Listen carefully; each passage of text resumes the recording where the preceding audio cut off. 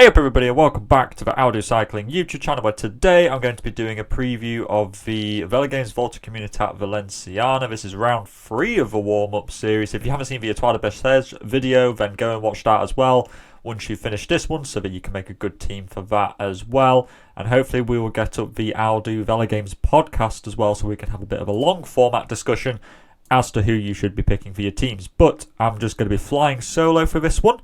Firstly, rider prices. Vlasov's the most expensive one. Makes a lot of sense when you think about it. He has been really good in the Mallorca challenges. He competed in 3 of them, and I think he finished on the podium of every single one of them.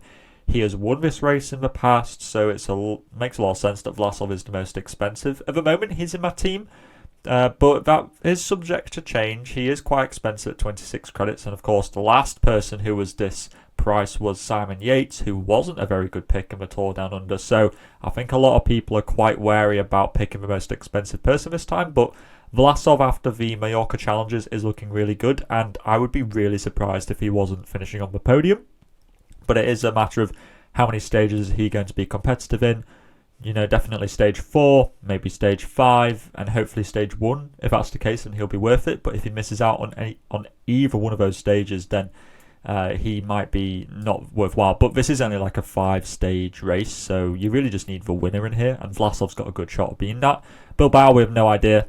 He hasn't done any racing so far this year. I presume he's leading barring victorious here, but we do have Etoile here as well. Again, Bilbao is another one who I'd be surprised if he was outside the top 5.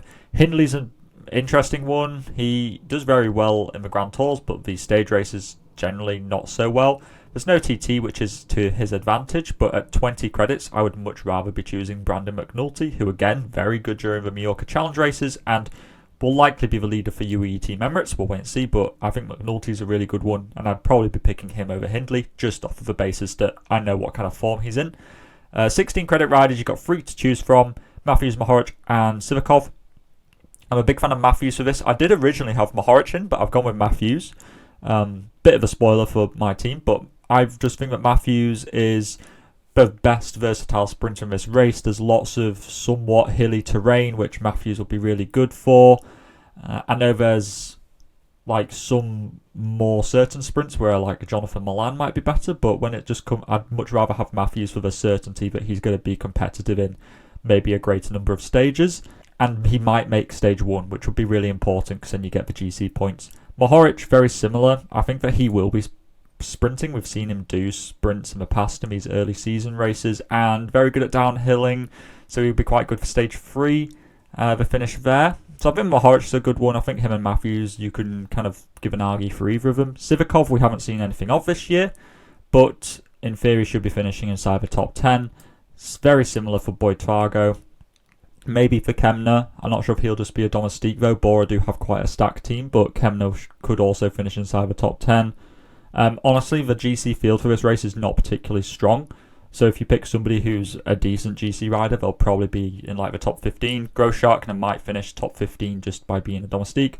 Lazcano, I don't really think there's much terrain which suits Lazcano here. Lots of hype about him after last year, but there was lots of hype around him in the Vuelta last year, and then he didn't do too much, so be sure not to fall for that twice.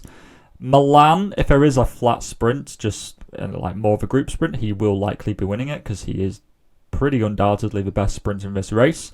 So I like him for this. If you think there's going to be maybe even just like 2 sprints, Milan's probably going to be worth it if he picks both of those up. Rubio's not looking that great in form. Like, he wasn't even there in the front group for the Colombian National Champs road race, so I'm not too certain about him. Zana, there's also Dunbar. I think both of these are decent picks. I think one of them will finish inside the top 10. You can pick either one of them. There's no form gauge that we have on either of them.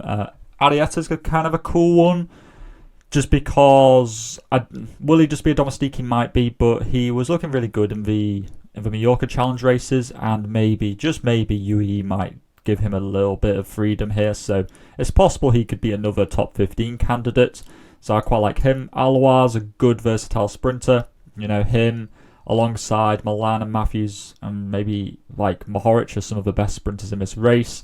You've got Fiorelli, another sprinter, Turnison, another sprinter. Edward turns to be on lead-out duties, so you could pick either one of those sprinters. Pileo Sanchez won one of the Mallorca Challenge races, but I don't really know what he is. He's not a sprinter. He's more of a puncher, so he's probably a decent one considering that Arambaru is not here. Aliotti, probably like top 20 GC. Johan Boo finished top, I think he was top 10 GC in Volta Burgos last year, something like that. So he's a decent one, probably another top 15 candidate. Covey could be a cool one, but I just think that somebody's got to be a domestique, and it's probably him. Arne Mallet could be a sprinter, but it depends if it's him or Turnison. I don't know which way round it'll be. Ryan Talame possibly is a GC rider. 6 credit riders, you'll be needing some of these if you're picking Vlasov and stuff. So there are a few ones which I like. Will Barter's not a bad one. He was good in Tour of Romandy last year. Buglas is a bit of a sprinter.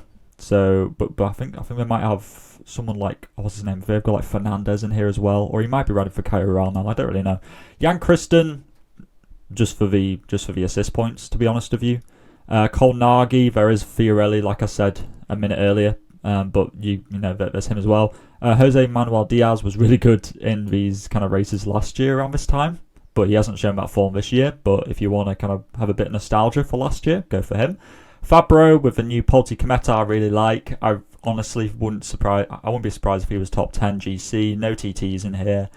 Fresh lease of life after being let go by Bora, and yeah, I'm a big fan of Fabro for this race. There's another Volta Communitat rider which I like, which I'll get onto in a minute. Lonardi is maybe a sprinter for Polti, maybe not. Alex Molinar as well, bit of a puncher. Could honestly, the sprinting field is so low that a guy like this could be top 10 in a sprint. Sam Oman for a top 15, top 20 in GC. He was around that last year, so you could go with him as well. Javier Romo was pretty good in Trofeo Calvi. I want to say he was top 15. Pigonzoli is the other Volta Communitat rider I like, just because he was very good at the Italian kind of races last year, the kind of Il Lombardias of the world, and he was third place in the Tour de l'Avenir, which was won by Isaac Del Toro, who of course we've seen how he's been doing this year. So I like Pigonzoli. I think he could be top 20 GC. Callum Scottson, I think he'll just be a domestique. Otherwise, he would have been a fairly decent shout. Wandal, I think he'll be a domestique, but worth mentioning anyway as a climber for Bora. He'll get the assist points as well, which is well worthwhile having in and of itself. James Whelan, I quite like as well as maybe a bit of a rogue GC rider.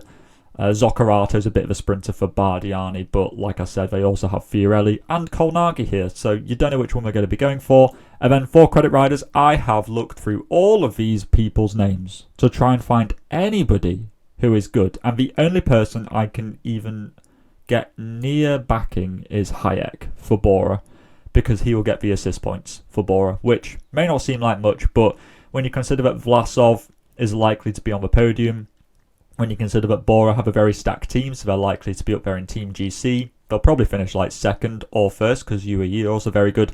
Hayek will get you somewhere near 50-60 credits, 50-60 points, which honestly is not that bad considering the other guys who are in here, who you will just be banking on trying to get into a breakaway. And I would rather just take the assist points on Hayek and just bolt with that, to be honest with you. The other ones, feel free to put in the comment section if you want to have a comb through all these names and, give another suggestion in the comment section to help us all out. By all means, be my guest. I would actually quite appreciate you doing that. This is my team at the moment. Very, very polarised team. We've got some expensive riders and then some absolutely dirt cheap riders. Vlasov and McNulty, because I think they are the riders on fire.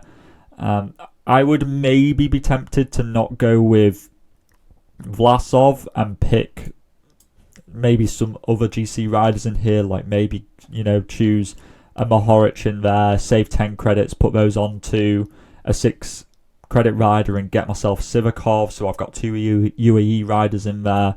I might be tempted to try and get Filippo Zana, Arietta and stuff in there, but you know what? I just have faith that either Vlasov or McNulty will probably win this race. So I'm just going with the pick the favourites and have done with it. But let me know what you're thinking in the comments down below. Are you thinking of spreading your credits out a little bit more and dropping Vlasov and McNulty? Or are you thinking of doing something similar to me, where you're going all out on the big expensive guys and then you're just looking for the scraps lower down? And yeah, Of course, go check out the Etoile Besseges video as well if you haven't done already. And all that is left to say is to stay safe out there, and I'll see you in the next video. Salut!